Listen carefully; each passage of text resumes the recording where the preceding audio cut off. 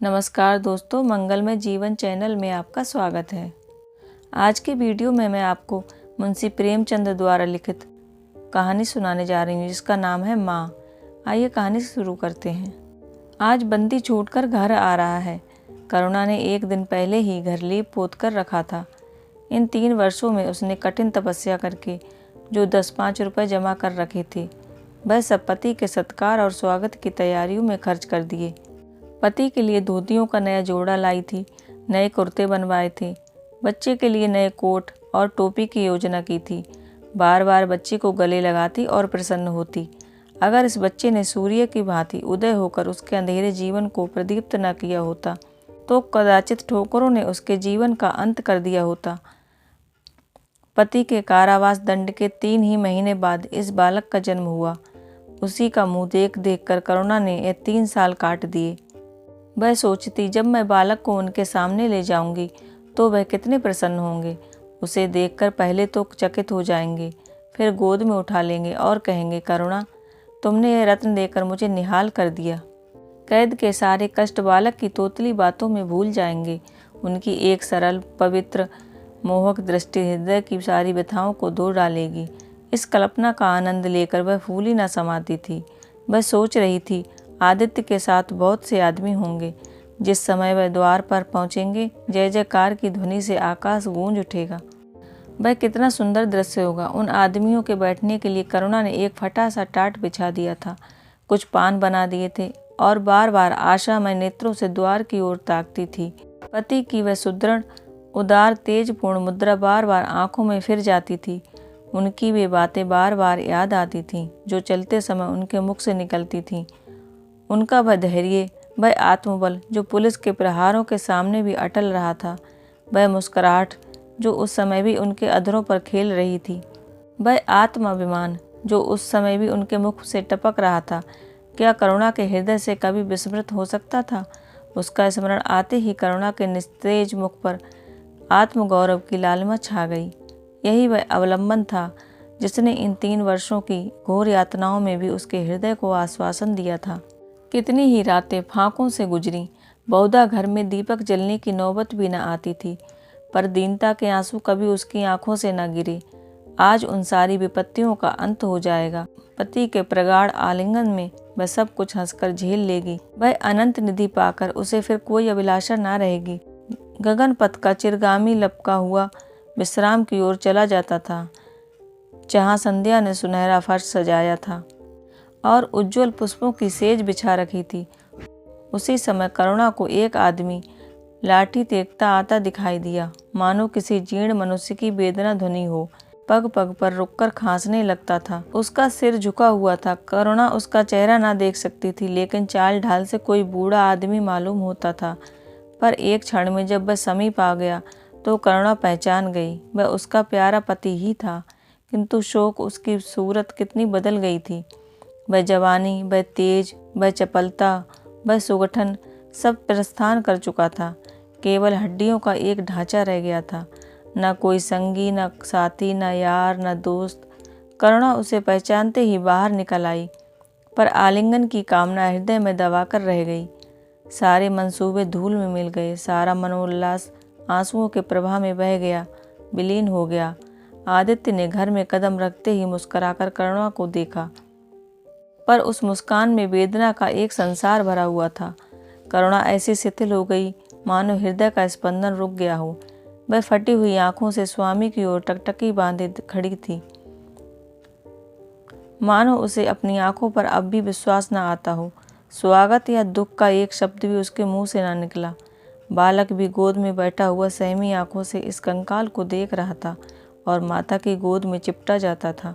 आखिर उसने कातर स्वर में कहा, यह तुम्हारी क्या दशा है? बिल्कुल पहचाने नहीं जाते। आदित्य ने उसकी चिंता को शांत करने के लिए मुस्कुराने की चेष्टा करके कहा, कुछ नहीं, जरा दुबला हो गया हूँ। तुम्हारे हाथों का भोजन पाकर फिर स्वस्थ हो जाऊंगा। करुणा, छी, सूख कर कांटा हो गए। क्या वहाँ भरपेट भोजन नहीं मिलता? तुम कहते थे राजनैतिक आदमियों के साथ बड़ा अच्छा व्यवहार किया जाता है, और वह तुम्हारे साथी क्या हो गए जो तुम्हें 8 पहर घेरे रहते थे और तुम्हारे पसीने की जगह खून बहाने को तैयार रहते थे। आदित्य की त्योरियों पर बल पड़ गए। बोले, यह बड़ा ही कटु अनुभव है करुणा। मुझे ना मालूम था कि मेरे कैद होते ही लोग मेरी ओर से यूं आके फेर लेंगे, कोई बात भी ना पूछेगा। राष्ट्र के नाम पर मिटने वालों का यही पुरस्कार है, यह मुझे मालूम ना था। जनता अपने सेवकों को बहुत जल्द भूल जाती है, यह तो मैं जानता था, लेकिन अपने सहयोगी और सहायक इतने बेवफा होते हैं, इसका मुझे यह पहला ही अनुभव हुआ। लेकिन मुझे किसी से शिकायत नहीं, सेवा स्वयं अपना पुरस्कार है। मेरी भूल थी कि मैं इसके लिए यश और नाम चाहता था। करुणा, तो क्या वहाँ भोजन भी न मिलता था? आदित्य, यह ना पूछो करुणा, बड़ी करुण व्यथा है। बस यही गनीमत समझो कि जीता लौट आया। तुम्हारे दर्शन बदे थे, नहीं कष्ट तो ऐसे ऐसे उठाए कि अब तक मुझे प्रस्थान कर जाना चाहिए था। मैं जरा लेटूंगा, खड़ा नहीं रहा जाता, दिन भर में इतनी दूर आया हूँ। करुणा, चलकर कुछ खा लो तो आराम से लेटो। बाबूजी हैं बेटा, तुम्हारे बाबूजी, इनकी गोद में जाओ, तुम्हें प्यार करेंगे। आदित्य ने आंसू भरी आंखों से बालक को देखा और उनका एक एक रोम उसका तिरस्कार करने लगा। अपनी जीर्ण दशा पर उन्हें कभी इतना दुख न हुआ था। ईश्वर की असीम दया से यदि उनकी दशा संभल जाती तो वह फिर कभी राष्ट्रीय आंदोलन के समीप न जाते। इस फूल से बच्चे को यूं संसार में लाकर दरिद्रता की आग में झोंकने का उन्हें क्या अधिकार था? वह अब लक्ष्मी की उपासना करेंगे और अपना क्षुद्र जीवन बच्चे के लालन पालन के लिए अर्पित कर देंगे। उन्हें इस समय ऐसा ज्ञात हुआ कि बालक उन्हें उपेक्षा की दृष्टि से देख रहा है, मानो कह रहा है, मेरे साथ आपने कौन सा कर्तव्य पालन किया। उनकी सारी कामना, सारा प्यार बालक को हृदय से लगा देने के लिए अधीर हो उठा, पर हाथ फैल ना सके, हाथों में शक्ति ही ना थी। करुणा बालक को लिए हुए उठी और थाली में कुछ भोजन निकाल कर लाई। आदित्य ने क्षुधापूर्ण नेत्रों से थाली की ओर देखा, मानो आज बहुत दिनों के बाद कोई खाने की चीज़ सामने आई है। जानता था कि कई दिनों के उपवास के बाद और आरोग्य की इस गई गुजरी दशा में उसे जवान को काबू में रखना चाहिए, पर सब्र न कर सका। थाली पर टूट पड़ा और देखते देखते थाली साफ कर दी। करुणा सशंक हो गई। उसने दोबारा किसी चीज़ के लिए न पूछा, थाली उठाकर चली गई, पर उसका दिल कह रहा था, इतना तो कभी न खाते थे। करुणा बच्चे को कुछ खिला रही थी कि एकाएक कानों में आवाज़ आई, करुणा। करुणा ने आकर पूछा, क्या हुआ, तुमने मुझे पुकारा है? आदित्य का चेहरा पीला पड़ गया था और सांस जोर जोर से चल रही थी। हाथों के सहारे वही टाट पर लेट गए थे। करुणा उनकी यह हालत देखकर घबरा गई। बोली, जाकर किसी वैद्य को बुला लाऊं? आदित्य ने हाथ के सहारे से उसे मना करके कहा, व्यर्थ है करुणा, अब तुमसे छुपाना व्यर्थ है। मुझे तपेदिक हो गया है, कई बार मरते मरते बच गया हूँ। तुम लोगों के दर्शन बदे थे, इसलिए प्राण ना निकलते थे। देखो प्रिय, रो मत। करुणा ने शिशुओं को दबाते हुए कहा, मैं वैद्य को लेकर अभी आती हूँ। आदित्य ने फिर सिर हिलाया, नहीं करुणा, केवल मेरे पास बैठी रहो, अब किसी से कोई आशा नहीं। डॉक्टरों ने जवाब दे दिया है। मुझे तो ये आश्चर्य है कि यहाँ पहुँच कैसे गया। न जाने कौन दैवी शक्ति मुझे वहाँ से खींच लाई। यह इस बुझते हुए दीपक की अंतिम झलक थी। आह, मैंने तुम्हारे साथ बड़ा अन्याय किया, इसका मुझे हमेशा दुख रहेगा। मैं तुम्हें कोई आराम न दे सका, तुम्हारे लिए कुछ न कर सका, केवल सुहाग का दाग लगाकर और एक बालक के पालन का भार छोड़कर जा रहा हूँ। करुणा ने हृदय को दृढ़ करके कहा, तुम्हें कहीं दर्द तो नहीं है? आग बना लाऊं? कुछ बताते क्यों नहीं? आदित्य ने करवट बदल कर कहा, कुछ करने की जरूरत नहीं प्रिय, कहीं दर्द नहीं, बस ऐसा मालूम हो रहा है कि दिल बैठा जाता है, जैसे पानी में डूबा जाता हूँ। जीवन की लीला समाप्त हो रही है। दीपक को बुझते हुए देख रहा हूँ, कह नहीं सकता कब आवाज़ बंद हो जाए। जो कुछ कहना है वह कह डालना चाहता हूँ। क्यों वह लालसा ले जाऊँ? मेरे एक प्रश्न का जवाब दोगी? पूछूं? करुणा के मन की सारी दुर्बलता, सारा शोक, सारी वेदना मानो लुप्त हो गई और उनकी जगह उस आत्मबल का उदय हुआ जो मृत्यु पर हंसता है और विपत्ति के सांपों से खेलता है। रतन जड़ित मखमली म्यान में जैसे तलवार छिपी रहती है, जल के कोमल प्रवाह में जैसे असीम शक्ति छिपी रहती है, वैसे ही रमणी का कोमल हृदय साहस और धैर्य को अपनी गोद में छिपाए रहता है। क्रोध जैसे तलवार को बाहर खींच लेता है, विज्ञान जैसे जल शक्ति का उद्घाटन कर लेता है, वैसे ही प्रेम रमणी के साहस और धैर्य को प्रदीप्त कर देता है। करुणा ने पति के सर पर हाथ रखते हुए कहा, पूछते क्यों नहीं प्यारे? आदित्य ने करुणा के हाथों के कोमल स्पर्श का अनुभव करते हुए कहा, तुम्हारे विचार में मेरा जीवन कैसा था? बधाई के योग्य। देखो, तुमने मुझसे कभी पर्दा नहीं रखा। इस समय भी स्पष्ट कहना, तुम्हारे विचार में मुझे अपने जीवन पर हंसना चाहिए या रोना? करुणा ने उल्लास के साथ कहा, यह प्रश्न क्यों करते हो प्रियतम? क्या मैंने तुम्हारी उपेक्षा कभी की है? तुम्हारा जीवन देवताओं का सा जीवन था, निस्वार्थ, निर्लिप्त और आदर्श। विघ्न बाधाओं से तंग आकर मैंने तुम्हें कितनी ही बार संसार की ओर खींचने की चेष्टा की है, पर उस समय भी मैं मन में जानती थी कि मैं तुम्हें ऊंचे आसन से गिरा रही हूँ। अगर तुम मोह माया में फंसे होते तो कदाचित मेरे मन को अधिक संतोष होता, लेकिन मेरी आत्मा को वह गर्व और उल्लास न होता जो इस समय हो रहा है। मैं अगर किसी को बड़े से बड़ा आशीर्वाद दे सकती हूँ तो वह यही होगा कि उसका जीवन तुम्हारे जैसा हो। यह कहते कहते करुणा का आवाहीन मुखमंडल ज्योतिर्मयी हो गया, मानो उसकी आत्मा दिव्य हो गई हो। सगर्व नेत्रों से करुणा को देखकर कहा, बस अब मुझे संतोष हो गया। करुणा, इस बच्चे की ओर से मुझे कोई शंका नहीं है। मैं उसे इससे अधिक कुशल हाथों में नहीं छोड़ सकता। मुझे विश्वास है कि जीवन भर यह ऊंचा और पवित्र आदर्श सदैव तुम्हारे सामने रहेगा। अब मैं मरने को तैयार हूँ। 7 वर्ष बीत गए। बालक प्रकाश अब 10 साल का रूपवान, बलिष्ठ, प्रसन्न मुख कुमार था। बल का तेज, साहसी और मनस्वी। वह तो उसे छू भी नहीं गया था। करुणा का संतप्त हृदय उसे देखकर शीतल हो जाता। संसार करुणा को अभागिनी और दीन समझे, वह कभी भाग्य का रोना नहीं रोती। उसने उन आभूषणों को बेच डाला जो पति के जीवन में उसे प्राणों से प्रिय थे, और उस धन से कुछ गायें और भैंसें मोल ले ली। वह कृषक की बेटी थी और गौपालन उसके लिए कोई नया व्यवसाय न था। इसी को उसने अपनी जीविका का साधन बनाया। सब दूध हाथों हाथ बिक जाता। करुणा को पहर रात तक काम में लगा रहना पड़ता, पर वह प्रसन्न थी। उसके मुख पर निराशा या दीनता की छाया नहीं, संकल्प और साहस का तेज है। उसके एक एक अंग से आत्मगौरव की ज्योति सी निकल रही है। आंखों में एक दिव्य प्रकाश है, गंभीर, अथाह और असीम। सारी वेदनाएं, वैधव्य का शोक और विधि का निर्मम प्रहार उस सब प्रकाश की गहराई में विलीन हो गया है। प्रकाश पर वह जान देती है। उसका आनंद, उसकी अभिलाषा, उसका संसार, उसका स्वर्ग सब प्रकाश पर न्यौछावर है। पर यह मजाल नहीं कि प्रकाश कोई शरारत करे और करुणा आंखें बंद कर ले।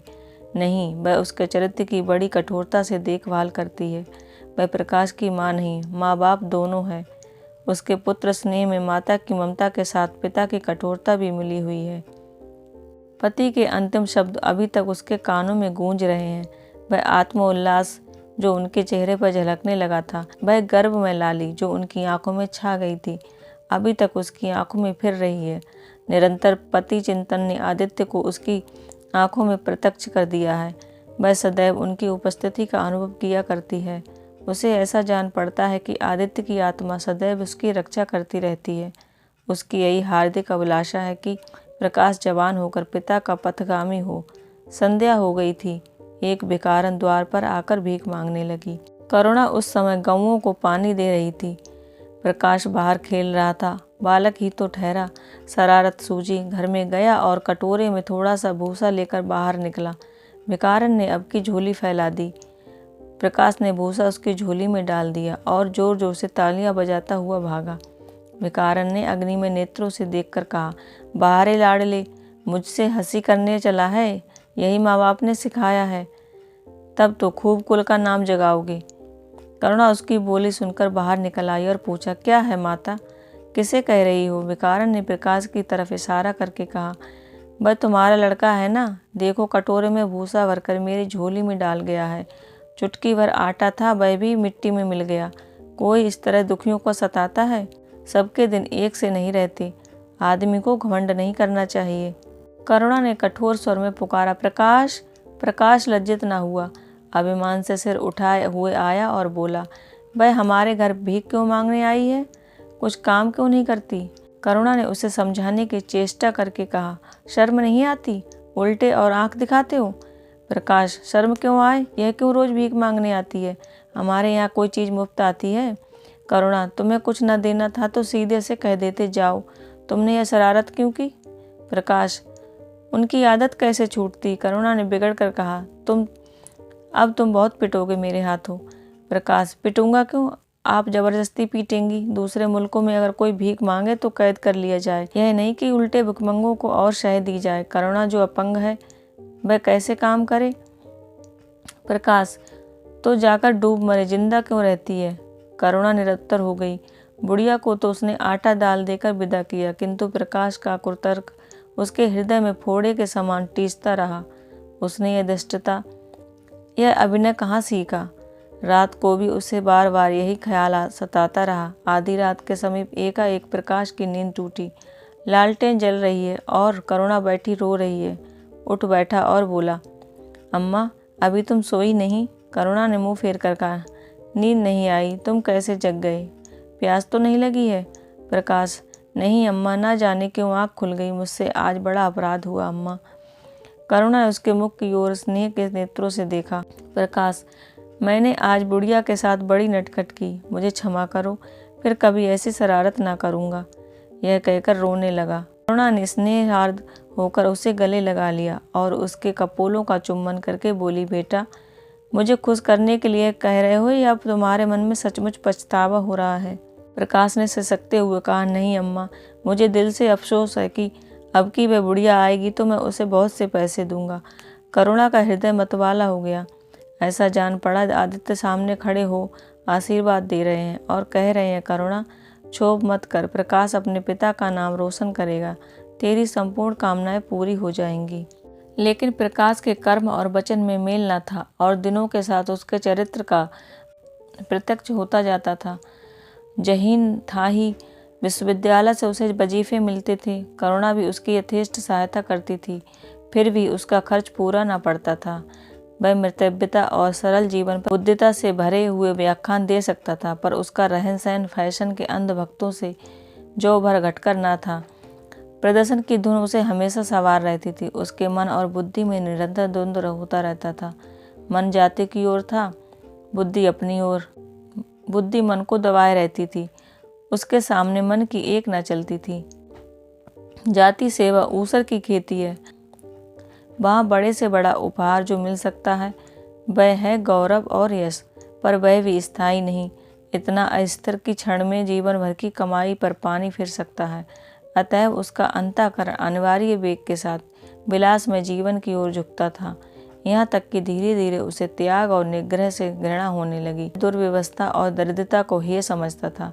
उसके हृदय न था, भाव न थे, केवल मस्तिष्क था। मस्तिष्क में दर्द कहाँ? वहाँ तो तर्क है, मंसूबे हैं। सिंध में बाढ़ आई, हजारों आदमी तबाह हो गए। विद्यालय ने वहाँ एक सेवा समिति भेजी।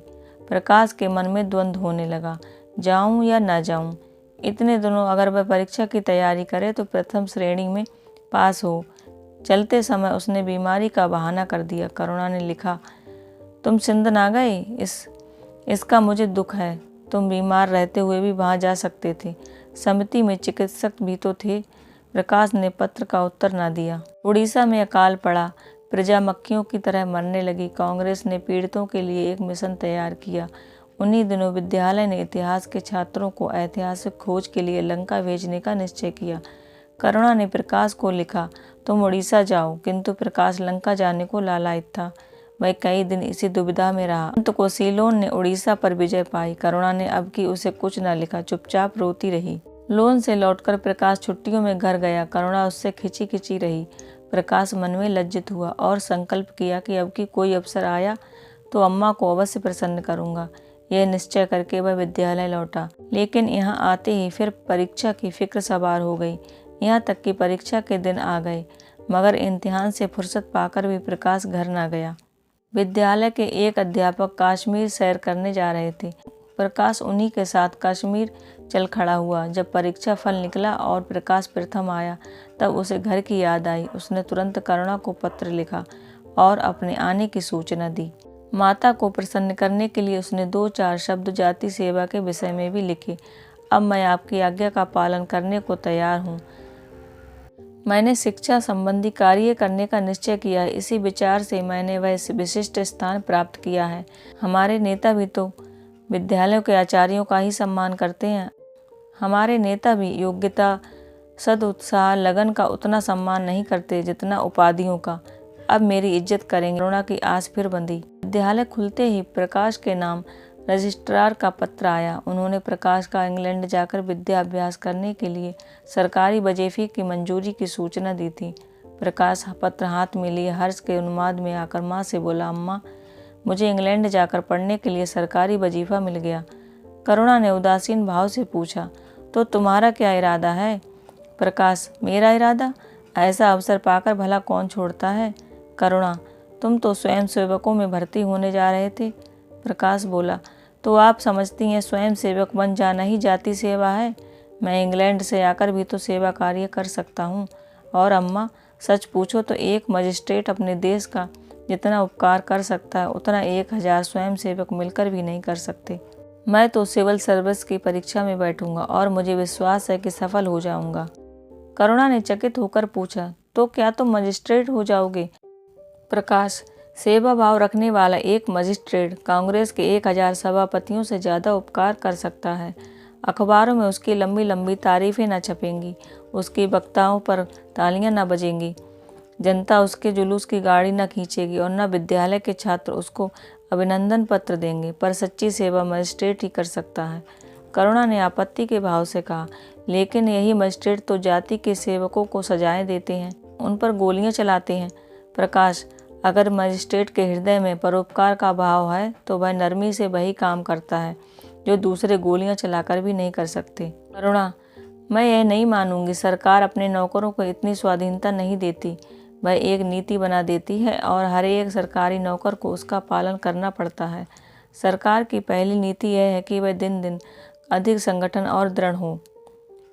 इसके लिए स्वाधीनता के भावों का दमन करना जरूरी है। अगर कोई मजिस्ट्रेट इस नीति के विरुद्ध काम करता है तो वह मजिस्ट्रेट ना रहेगा। वह हिंदुस्तानी था जिसने तुम्हारे बाबूजी को जरा सी बात पर 3 साल की सज़ा दे दी। इसी सज़ा ने उनके प्राण ले लिए। बेटा, मेरी इतनी बात मानो, सरकारी पदों पर ना गिरो। मुझे यह मंजूर है कि तुम मोटा खाकर और मोटा पहनकर देश की कुछ सेवा करो। इसके बदले तुम हाकिम बन जाओ और शान से जीवन बिताओ। यह समझ लो कि जिस दिन तुम हाकिम की कुर्सी पर बैठोगे उस दिन से तुम्हारा दिमाग हाकिमों का सा हो जाएगा। तुम यही चाहोगे कि अफसरों में तुम्हारी नेक नामी और तरक्की हो। एक गवारू मिसाल लो। लड़की जब तक मायके में कुंवारी रहती है वह अपने को उसी घर की समझती है, लेकिन जिस दिन ससुराल चली जाती है वह अपने घर को दूसरों का घर समझने लगती है। माँ बाप, भाई बंद सब वहीं रहते हैं, लेकिन वह घर अपना नहीं रहता। यही दुनिया का दस्तूर है। प्रकाश ने खींच कर कहा, तो क्या आप यही चाहती हैं कि मैं जिंदगी भर चारों तरफ ठोकरें खाता फिरूं? करुणा कठोर नेत्रों से देखकर बोली, अगर ठोकर खाकर आत्मा स्वाधीन रह सकती है तो मैं कहूँगी ठोकर खाना अच्छा है। प्रकाश ने निश्चयात्मक भाव से पूछा, तो आपकी यही इच्छा है? करुणा ने उसी स्वर में उत्तर दिया, हाँ, मेरी यही इच्छा है। प्रकाश ने कुछ जवाब न दिया, उठकर बाहर चला गया और तुरंत रजिस्ट्रार को इनकारी पत्र लिख भेजा। मगर उसी क्षण से मानो उसके सिर पर विपत्ति ने आसन जमा लिया। विरक्त और विमन अपने कमरे में पड़ा रहता, न कहीं घूमने जाता, न किसी से मिलता। मुंह लटकाए भीतर आता और फिर बाहर चला जाता। यहाँ तक कि महीना गुजर गया, न चेहरे पर वह लाली रही न वह ओज। आंखें अनाथों के मुख की भांति याचना से भरी हुई, ओठ हंसना भूल गए। मानो उन इनकारी पत्र के साथ उसकी सारी सजीवता और चपलता, सारी सरलता विदा हो गई। करुणा उसके मनोभाव समझती थी और उसके शोक को भुलाने की चेष्टा करती थी, पर रूठे देवता प्रसन्न न होते थे। आखिर एक दिन उसने प्रकाश से कहा, बेटा, अगर तुमने विलायत जाने की ठान ही ली है तो चले जाओ, मना ना करूँगी। मुझे खेद है कि मैंने तुम्हें रोका। अगर मैं जानती कि तुम्हें इतना आघात पहुँचेगा तो कभी न रोकती। मैंने तो केवल इस विचार से रोका था कि तुम्हें जाति सेवा में मग्न देखकर तुम्हारे बाबूजी की आत्मा प्रसन्न होगी। उन्होंने चलते समय यही वसीयत की थी। प्रकाश ने रुखाई से जवाब दिया, अब क्या जाऊंगा, इनकारी खत लिख चुका हूँ। मेरे लिए कोई अब तक बैठा थोड़ी होगा, कोई दूसरा लड़का चुन लिया होगा और फिर करना ही क्या है। जब आपकी मर्जी है कि गांव गांव की खाक छानता फिरूं तो वही सही। करुणा का गर्व चूर चूर हो गया। इस अनुमति से उसने बाधा का काम लेना चाहा था, पर सफल ना हुई। बोली, अभी कोई न चुना गया होगा, लिख दो, मैं जाने को तैयार हूँ। प्रकाश ने झुंझला कर कहा, अब कुछ नहीं हो सकता, लोग हंसी उड़ाएंगे। मैंने तय कर लिया है कि जीवन को आपकी इच्छा के अनुकूल बनाऊंगा। करुणा बोली, तुमने अगर शुद्ध मन से यह इरादा किया होता तो यूं ना रहते। तुम मुझसे असत्याग्रह कर रहे हो। अगर मन को दबाकर मुझे अपनी राह का कांटा समझकर तुमने मेरी इच्छा पूरी की भी तो क्या? मैं तो तब जानती जब तुम्हारे मन में आप सेवा का भाव उत्पन्न होता। तुम आप ही रजिस्ट्रार साहब को पत्र लिख दो। प्रकाश बोला, अब मैं नहीं लिख सकता। तो इसी शोक में तने बैठे रहोगे? लाचारी है। करुणा ने और कुछ ना कहा। जरा देर में प्रकाश ने देखा कि वह कहीं जा रही है, मगर वह कुछ नहीं बोला। करुणा के लिए बाहर आना जाना साधारण बात ना थी, लेकिन जब संध्या हो गई और करुणा ना आई तो प्रकाश को चिंता होने लगी। अम्मा कहाँ गईं? यह प्रश्न बार बार उसके मन में उठने लगा। प्रकाश सारी रात द्वार पर बैठा रहा। भांति भांति की शंकाएं मन में उठने लगी। उसे अब याद आया, चलते समय करुणा कितनी उदास थी, उसकी आंखें कितनी लाल थीं। यह बातें प्रकाश को उस समय क्यों नजर नहीं आईं? वह क्यों स्वार्थ में अंधा हो गया था? हाँ, अब प्रकाश को याद आया। माता ने साफ सुथरे कपड़े पहने थे, उनके हाथ में छतरी भी थी। तो क्या वह कहीं बहुत दूर गई हैं? किससे पूछे? अनिष्ट के भय से प्रकाश रोने लगा। श्रावण की अंधेरी भयानक रात थी। आकाश में श्याम मेघमालाएं भीषण स्वप्न की भांति छाई हुई थी। प्रकाश रह रहकर आकाश की ओर देखता था, मानो करुणा उन्हीं के मेघमालाओं में छिपी बैठी हो। उसने निश्चय किया, सवेरा होते ही माँ को खोजने चलूंगा। अगर किसी ने द्वार खटखटाया। प्रकाश ने दौड़कर खोला तो देखा करुणा खड़ी है। उसका मुखमंडल इतना खोया हुआ, इतना करुण था, जैसे आज ही उसका सुहाग उठ गया है, जैसे संसार में अब उसके लिए कुछ नहीं रहा, जैसे वह नदी के किनारे खड़ी अपनी लदी हुई नाव को डूबते देख रही है और कुछ नहीं कर सकती। प्रकाश ने अधीर होकर पूछा, अम्मा कहाँ चली गई थी? बहुत देर लगाई। करुणा ने भूमि की ओर ताकते हुए जवाब दिया, एक काम से गई थी, देर हो गई। यह कहते हुए उसने प्रकाश के सामने एक बंद लिफाफा फेंक दिया। प्रकाश ने उत्सुक होकर वो लिफाफा उठा लिया। ऊपर ही विद्यालय की मोहर थी। तुरंत ही लिफाफा खोल कर पड़ा। हल्की सी लालिमा चेहरे पर दौड़ गई। पूछा, यह तुम्हें कहाँ मिल गया अम्मा? करुणा बोली, तुम्हारे रजिस्ट्रार के पास से लाई हूँ। क्या तुम वहाँ चली गई थी? और क्या करती? कल तो गाड़ी का समय न था, मोटर ले ली थी। प्रकाश एक क्षण तक मौन खड़ा रहा, फिर कुंठित स्वर में बोला, जब तुम्हारी इच्छा नहीं है तो मुझे क्यों भेज रही हो? करुणा ने विरक्त भाव से कहा, इसलिए कि तुम्हारी जाने की इच्छा है। तुम्हारा यह मलिन वेश नहीं देखा जाता। अपने जीवन के 20 वर्ष तुम्हारी हित कामना पर अर्पित कर दिए। अब तुम्हारी महत्वाकांक्षा की हत्या नहीं कर सकती। तुम्हारी यात्रा सफल हो, यही हमारी हार्दिक अभिलाषा है। करुणा का कंठ रुंध गया और कुछ न कह सकी। प्रकाश उसी दिन यात्रा की तैयारियां करने लगा। करुणा के पास जो कुछ था वह सब खर्च हो गया। कुछ ऋण भी लेना पड़ा। नए सूट बने, सूटकेस लिए गए। प्रकाश अपनी धुन में मस्त था। कभी किसी चीज़ की फरमाइश लेकर आता, कभी किसी चीज़ की। करुणा इस एक सप्ताह में इतनी दुर्बल हो गई है। उसके बालों पर कितनी सफ़ेदी आ गई है, चेहरे पर कितनी झुर्रियाँ पड़ गई हैं, यह उसे न नजर आता। उसकी आंखों में इंग्लैंड के दृश्य समाये हुए थे। महत्वाकांक्षा आंखों पर पर्दा डाल देती है। प्रस्थान का दिन आया। आज कई दिनों के बाद धूप निकली थी। करुणा स्वामी के पुराने कपड़ों को बाहर निकाल रही थी कि गाड़ी की चादरें, खद्दर के कुर्ते, पजामे और लिहाफ अभी तक संदूक में संचित थे। प्रतिवर्ष वे धूप में सुखाए जाते और झाड़ पोंछ कर रख दिए जाते थे। करुणा ने आज फिर उन कपड़ों को निकाला, मगर सुखा कर रखने के लिए नहीं, गरीबों में बांट देने के लिए। वह आज पति से नाराज है। वह लुटिया, डोर और घड़ी जो आदित्य की चिरसंगिनी थी और जिनकी 20 वर्ष से करुणा ने उपासना की थी, आज निकाल कर आंगन में फेंक दी गई। वह झोली जो बरसों से आदित्य के कंधों पर आरूढ़ रह चुकी थी, आज कूड़े में डाल दी गई। वह चित्र जिसके सामने 20 वर्ष से करुणा सिर झुकाती थी, आज वही निर्दयता से भूमि पर डाल दिया गया। पति का कोई स्मृति चिन्ह अब वह अपने घर में नहीं रखना चाहती। उसका अंतःकरण शोक और निराशा से विदीर्ण हो गया है और पति के सिवा वह किस पर क्रोध उतारे? कौन उसका है अपना? वह किससे अपनी व्यथा कहे, किसे अपनी छाती चीर कर दिखाए? होते तो क्या आप प्रकाश दास्ता की जंजीर गले में डालकर फूला ना समाता? उसे कौन समझाए कि आदित्य भी इस अवसर पर पछताने के सिवा और कुछ न कर सकते।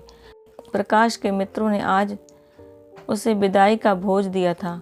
वहाँ से वह संध्या समय कई मित्रों के साथ मोटर पर लौटा। सफ़र का सामान मोटर पर रख दिया गया। तब वह अंदर आकर माँ से बोला, अम्मा जाता हूँ, बम्बई पहुँचकर पत्र लिखूँगा। तुम्हें मेरी कसम, रोना मत, मेरे खतों का जवाब बराबर देना। जैसे किसी लाश को बाहर निकालते समय संबंधियों का धैर्य टूट जाता है, रुके हुए आंसू निकल पड़ते हैं और शोक की तरंगें उठने लगती हैं, वही दशा करुणा की हुई। कलेजे में एक हाहाकार हुआ, इसने उसकी दुर्बल आत्मा के एक एक अणु को कँपा दिया। मालूम हुआ पाँव पानी में फिसल गया है और वह लहरों में बही जा रही है। उसके मुख से शोक या आशीर्वाद का एक भी शब्द न निकला। प्रकाश ने उसके चरण छुए, अश्रु जल से माता के चरणों को पखारा, फिर बाहर चला। करुणा पाषाण मूर्ति की भांति खड़ी थी।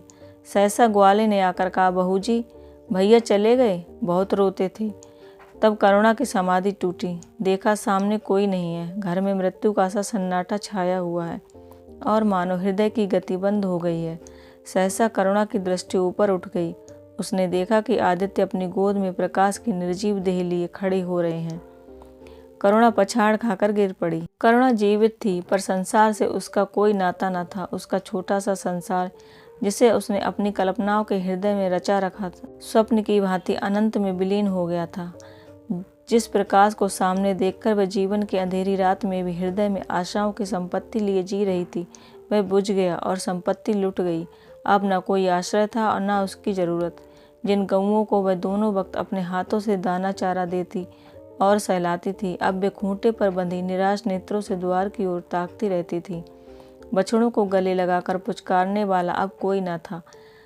जिसके लिए दूध दुहे, मट्ठा निकाले खाने वाला कौन था? करुणा ने अपने छोटे से संसार को अपने ही अंदर समेट लिया था, किंतु एक ही सप्ताह में करुणा के जीवन ने फिर रंग बदला। उसका छोटा सा संसार फैलते फैलते विश्वव्यापी हो गया। इस लंगर ने नौका को तट से एक केंद्र पर बांध रखा था, वह उखड़ गया। अब नौका सागर के अशेष विस्तार में भ्रमण करेगी, चाहे वह उद्दाम तरंगों के वक्ष में ही क्यों न विलीन हो जाए। करुणा द्वार पर आ बैठती और मोहल्ले भर के लड़कों को जमा करके दूध पिलाती। दोपहर तक मक्खन निकालती, वह मक्खन मोहल्ले के लड़के खाते। फिर भांति भांति के पकवान बनाती और कुत्तों को खिलाती। अब यही उसका नित्य का नियम हो गया। चिड़िया, कुत्ते, बिल्लियाँ, चींटी, चींटियाँ सब अपने हो गए। प्रेम का वह द्वार अब किसी के लिए बंद न था। उस अंगुल भर जगह में, जो प्रकाश के लिए भी काफ़ी न थी, अब समस्त संसार समा गया था। एक दिन प्रकाश का पत्र आया। करुणा ने उसे उठाकर फेंक दिया, फिर थोड़ी देर के बाद उसे उठाकर फाड़ डाला और चिड़ियों को दाना चुगाने लगी। मगर जब निशा योगिनी ने अपनी धूनी जलाई और वेदनाएं उससे वरदान मांगने के लिए विकल होकर चली, तो करुणा की मनोवेदना भी सजग हो उठी। प्रकाश का पत्र पढ़ने के लिए उसका मन व्याकुल हो उठा। उसने सोचा, प्रकाश मेरा कौन है? मेरा उससे क्या प्रयोजन? हाँ, प्रकाश मेरा कौन है? हाँ, प्रकाश मेरा कौन है? हृदय ने उत्तर दिया, प्रकाश तेरा सर्वस्व है। वह तेरे उस अमर प्रेम की निशानी है जिससे तू सदैव के लिए वंचित हो गई। वह तेरे प्राण है, तेरे जीवन दीपक का प्रकाश, तेरी वंचित कामनाओं का माधुर्य, तेरे अश्रु जल में विहार करने वाला हंस। करुणा उस पत्र के टुकड़ों को जमा करने लगी, माना उसके प्राण बिखर गए हों। एक एक टुकड़ा उसे अपने खोए हुए प्रेम का एक एक पदचिन्ह सा मालूम होता था। जब सारे पुर्जे जमा हो गए तो करुणा दीपक के सामने बैठकर उसे जोड़ने लगी, जैसे कोई वियोगी हृदय प्रेम के टूटे हुए तारों को जोड़ रहा हो। हाय री ममता! वह अभागिन सारी रात उन पुर्जों को जोड़ने में लगी रही। पत्र दोनों ओर से लिखा था, इसलिए पुर्जों को ठीक स्थान पर रखना और भी कठिन था। कोई शब्द, कोई वाक्य बीच में गायब हो जाता। उस एक टुकड़े को वह फिर खोजने लगती। सारी रात बीत गई, पर पत्र अभी तक अपूर्ण था। दिन चढ़ा आया। मोहल्ले के लौंडे मक्खन और दूध की चाह में एकत्र हो गए। कुत्तों और बिल्लियों का आगमन हुआ। चिड़ियाँ आकर आंगन में फुदकने लगी। कोई ओखली पर बैठी, कोई तुलसी के चौतरे पर करुणा को सिर उठाने तक की फुर्सत नहीं। दोपहर हुआ, करुणा ने सिर न उठाया। न भूख थी न प्यास। फिर संध्या हो गई, पर वह पत्र अभी तक अधूरा था। पत्र का आशय समझ आ रहा था। प्रकाश का जहाज कहीं से कहीं जा रहा है। उसके हृदय में कुछ उठा हुआ है। क्या उठा हुआ है यह करुणा न सोच सकी। करुणा पुत्र की लेखनी से निकले हुए एक एक शब्द को पढ़ना और उसे हृदय पर अंकित कर लेना चाहती थी। इस भांति 3 दिन गुजर गए। संध्या हो गई थी। 3 दिन की जागी आंखें जरा झपक गईं। करुणा ने देखा एक लंबा चौड़ा कमरा है, उसमें मेजें और कुर्सियां लगी हुई हैं। बीच में ऊंचे मंच पर कोई आदमी बैठा हुआ है। करुणा ने ध्यान से देखा, प्रकाश था। एक क्षण में एक कैदी उसके सामने लाया गया। उसके हाथ पांव में जंजीर थी, कमर झुकी हुई। यह आदित्य थे। करुणा की आंखें खुल गईं, आंसू बहने लगे। उसने पत्र के टुकड़ों को फिर समेट लिया और उसे जलाकर राख कर डाला। राख की एक चुटकी के सिवा वहाँ कुछ न रहा जो उसके हृदय में विदीर्ण किए डालती थी। इसी एक चुटकी राख में उसका गुड़ियों वाला बचपन, उसका संतप्त यौवन और उसका तृष्णामय वैधव्य सब समा गया। प्रातःकाल लोगों ने देख पक्षी पिंजड़े से उड़ चुका था। आदित्य का चित्र अब भी उसके शून्य हृदय से चिपटा हुआ था। भग्न हृदय पति की स्नेह स्मृति में विश्राम कर रहा था और प्रकाश का जहाज यूरोप चला जा रहा था। इस प्रकार कहानी यहीं पर समाप्त होती है। नमस्कार।